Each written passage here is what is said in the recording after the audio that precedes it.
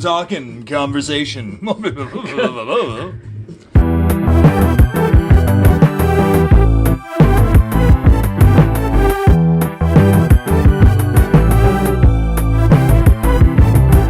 Hey everybody, this is the Fanatics of Film, and I finally got Joe back with me. Joe and I, our schedules have been crazy, so I'm over at his house now, and we're just kind of running through some stuff. This is something that's very, very important to kind of talk about right now, real quick.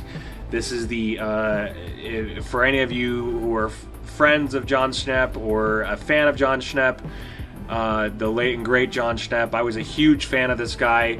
A signed copy of the Death of Superman Lives. What happened?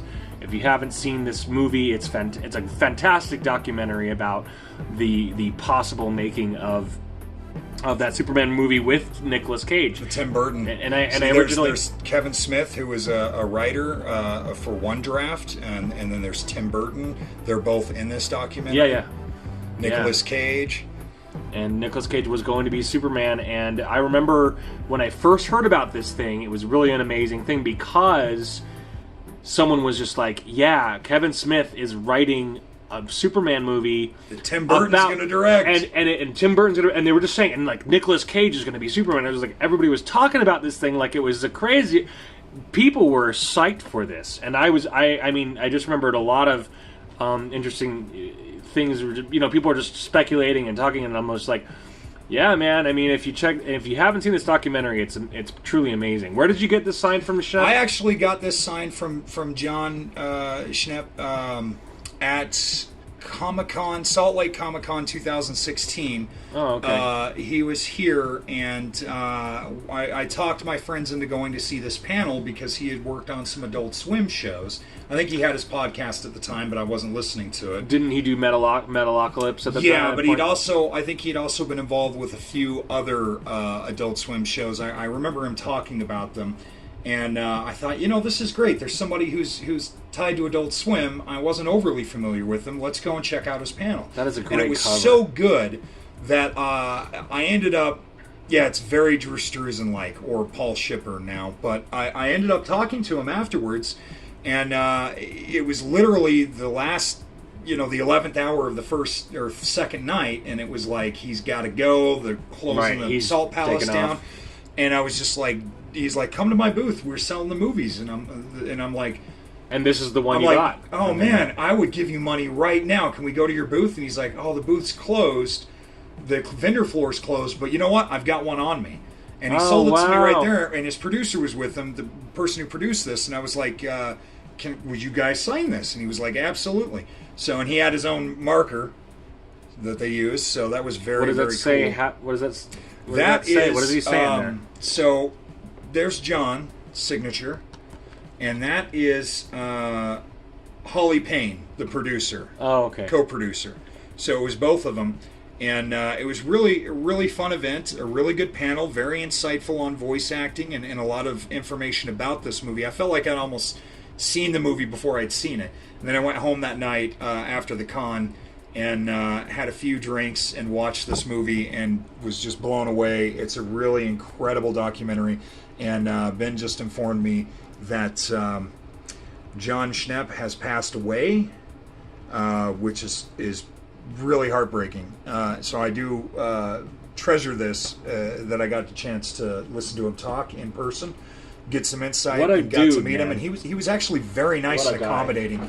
I could tell that he was tired and was probably ready to go back to his hotel room, but he was gracious enough to talk to me and my friends, and was gracious enough to take the time to sell this to me out of his own pocket. I mean, he just literally was like, "Oh, I've got one left in my bag." Boom. That's actually and so to cool. sign it. So, R.I.P. Man, that's sad. It's very tragic. And so he's fairly young too. And so, if you have not seen this movie yet and would want to support Schnepp and his family, I'm sure that most of you have seen it. Anyone who's a big fan of Schnepp has probably already seen it. But if you haven't, check it out. It's actually a really, really fun documentary. I saw this a while ago, and it's really fun. It's really, really cool, and it's some really interesting information comes to light here in this thing, and And wow, It's got really good interviews with Tim Burton, Kevin Smith, producer John Peters, who produced Tim Burton's Batman and a lot of Tim Burton films.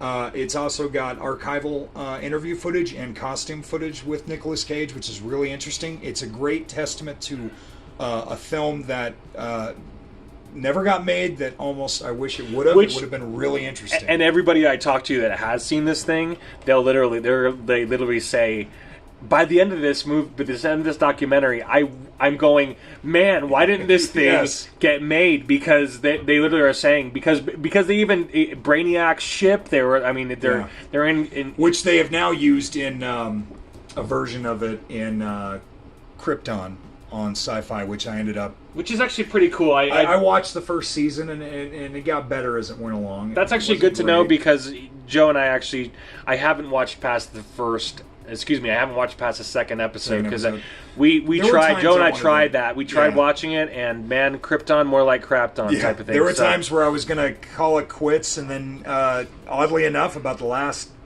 so was it like 10 episodes, 13 episodes, something like that, and so like the last 5 or 6 episodes, it got really compelling. I just wish it was tied to the bigger DC universe, but it's not, so it seems kind of superfluous. But yeah, I really wish that it's one of those great what ifs, like Jodorowsky's version of Dune, well before David Lynch. Like, there's a documentary about that. It's fascinating, these movies that could have been, that never were. But I believe you can find this on iTunes and on Amazon. Excuse me. It's regions A, B, and C, so you can. If you're watching us in Great Britain, you can order this film. If you're watching us in China, you can order this film.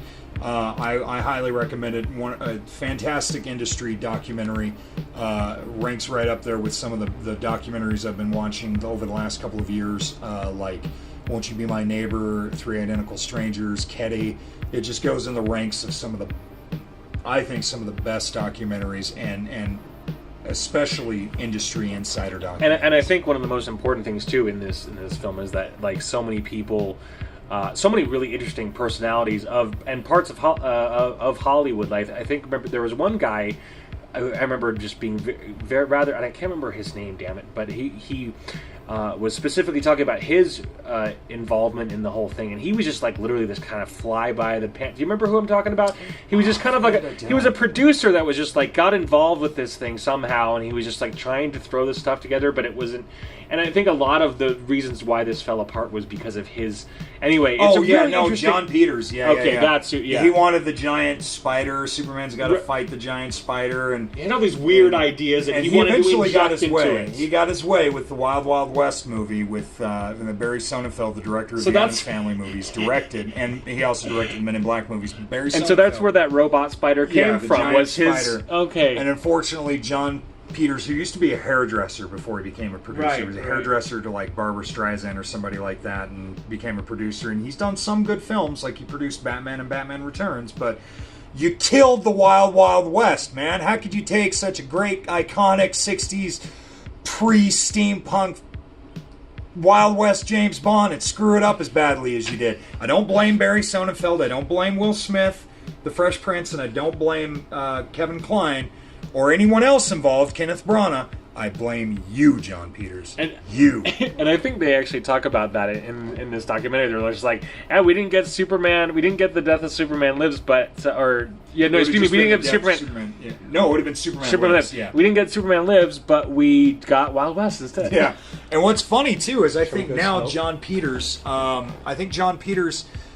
he's still somewhat active, but I think his role has been pretty much reduced. I think a lot of the times he'll go in on meetings and everybody just kind of like, yeah, whatever. He's no longer the powerhouse that he used to be because of Wild Wild West and you giant freaking robot spider that nobody wants to see.